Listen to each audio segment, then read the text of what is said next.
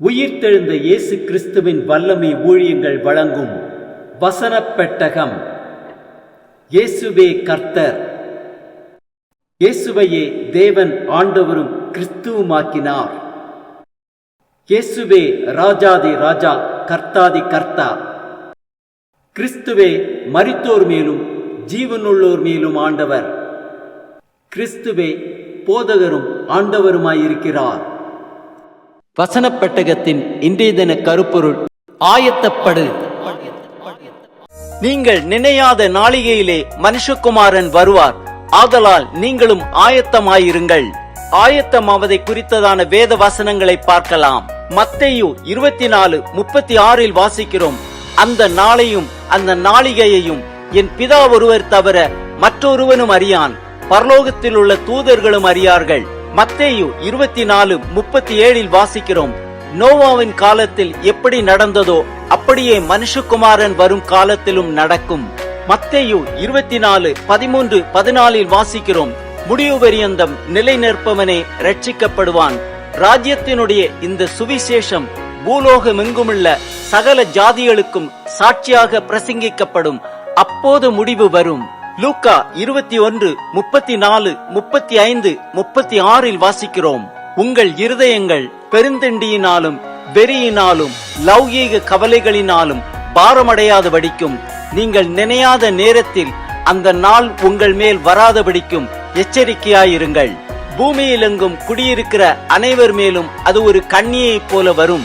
ஆகையால் இனி சம்பவிக்க போகிற இவைகளுக்கெல்லாம் நீங்கள் தப்பி மனுஷகுமாரனுக்கு முன்பாக நிற்க பாத்திரவான்களாக எண்ணப்படுவதற்கு எப்பொழுதும் ஜெபம் பண்ணி விழித்திருங்கள் என்றார். லூக்கா 12:47 வாசிக்கிறோம்: தன் எஜமானுடைய சித்தத்தை அறிந்தும் ஆயத்தமாயிராமலும் அவனுடைய சித்தத்தின்படி செய்யாமலும் இருந்த ஊழியக்காரன் அநேக அடிகள் அடிக்கப்படுவான்.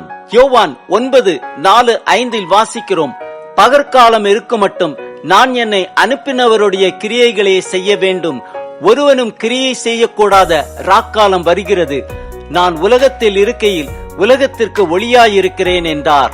ரோமர் 13:11-14 வரை உள்ள வசனங்களில் வாசிக்கிறோம்: நித்திரையை விட்டு எழுந்திருக்கத்தக்க வேளையாயிற்றென்று நாம் காலத்தை அறிந்தவர்களாய் இப்படி நடக்க வேண்டும்.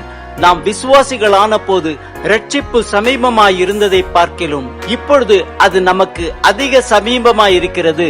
இரவு சென்று போயிற்று, பகல் சமீபமாயிற்று. ஆகையால் அந்தகாரத்தின் கிரியைகளை நாம் தள்ளிவிட்டு ஒளியின் ஆயுதங்களை தரித்துக் கொள்ள கடவோம்.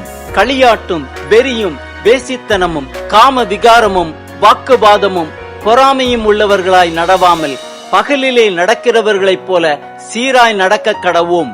துர் இச்சைகளுக்கு இடமாக உடலை பேணாமல் இருந்து கர்த்தராகிய இயேசு கிறிஸ்துவை தரித்துக் கொள்ளுங்கள். 1 கொரிந்தியர் 9:24-27 வரை உள்ள வசனங்களில் வாசிக்கிறோம்: பந்தய சாலையில் ஓடுகிறவர்கள் எல்லாரும் ஓடுவார்கள், ஆகிலும் ஒருவனே பந்தயத்தை பெறுவான் என்று அறியீர்களா? நீங்கள் பெற்றுக்கொள்ளத்தக்கதாக ஓடுங்கள். பந்தயத்திற்கு போராடுகிற யாவரும் எல்லாவற்றிலேயும் இச்சையடக்கமாயிருப்பார்கள். அவர்கள் அழிவுள்ள கிரீடத்தை பெறும்படிக்கு அப்படி செய்கிறார்கள், நாமோ அழிவில்லாத கிரீடத்தை பெறும்படிக்கு அப்படி செய்கிறோம். ஆதலால் நான் நிச்சயமில்லாதவனாக ஓடேன், ஆகாயத்தை அடிக்கிறவனாக சிலம்பம் பண்ணேன். மற்றவர்களுக்கு பிரசங்கம் பண்ணுகிற நான் தானே ஆகாதவனாய் போகாதபடிக்கு என் சரீரத்தை ஒடுக்கி கீழ்ப்படுத்துகிறேன். 1 பேதுரு 1:13 வாசிக்கிறோம்: ஆகையால் நீங்கள் உங்கள் மனதின் அறையை கட்டிக்கொண்டு தெளிந்த புத்தி உள்ளவர்களாய் இருந்து இயேசு கிறிஸ்து வெளிப்படும் போது உங்களுக்கு அளிக்கப்படும் கிருபையின் மேல் பூரண நம்பிக்கை உள்ளவர்களாய் இருங்கள். ஆம், கர்த்தராகிய இயேசு கிறிஸ்து நாம் நினையாத நாளிகையிலே வருவார். அவரை சந்திக்க ஆயத்தமா? ஒருவனும் கிரியை செய்யக்கூடாத ராக்காலம் வருகிறது. நித்திரையை விட்டு எழுந்திருந்து ஒளியின் ஆயுதங்களை தரித்துக் கொண்டு சத்ருவை மேற்கொண்டு கரைத்திரை அற்றவர்களாய் நம் ராஜாவை சந்திக்க ஆயத்தப்படுவோம்.